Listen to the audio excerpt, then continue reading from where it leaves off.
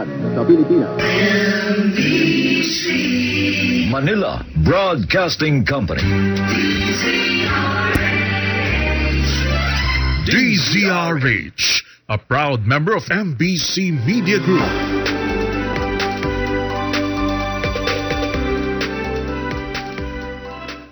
Ang tumpak na oras sa buong kapuluan, ganap ng 3 minuto makalipas ang 3:00 ng hating gabi.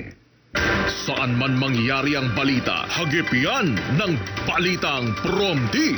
Mula Luzon, Visayas at Mindanao. Live sa DZRH Radio, DZRH TV at DZRH Online. Kasama sina Andy Verde at Thesis Habson. Balitang Promdi. Balitang Promdi.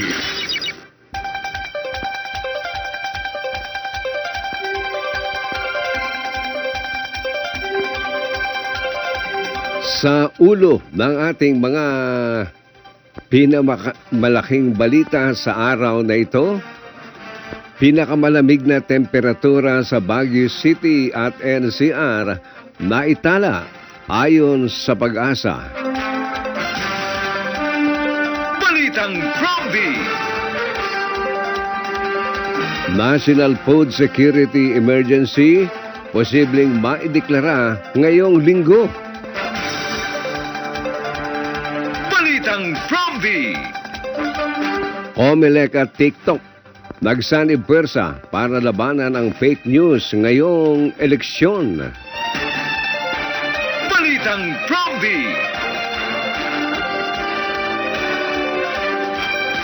Pangulong Bongbong Marcos sinertipikahan ang pagpapaliban sa BARM elections.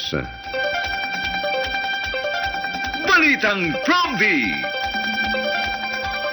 Mga kasong kriminal laban kay Vice President Sara Duterte ibinasura ng QC Prosecutor's Office.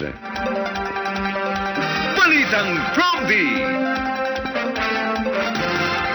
Anak ni Senator Rapi Tulfo nahuling dumaan sa EDSA busway.